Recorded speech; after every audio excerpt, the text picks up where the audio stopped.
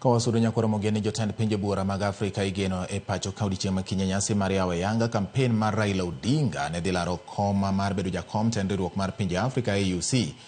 Sirikal olando ni chenro mag ikruok oseketi ne nyasi no ma jatend piny William Ruto dhi tele. Jagoro mongirore migawo mar weche mag tudruok pinje maoko Dr. Korir Sing'oei oyango ni odhi bedo opara manyime e jiwo ng'wech mar Raila Odinga kamanyo komno.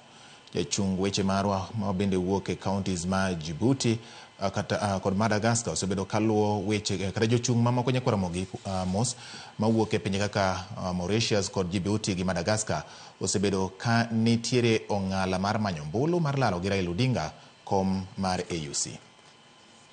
In Mr. Odinga, Kenya has a candidate who is an accomplished political player, a candidate who is a statesman, and a candidate whose credentials in that platform, in terms of his Pan-Africanist orientation and his understanding of Africa, is probably second to none compared to his peers.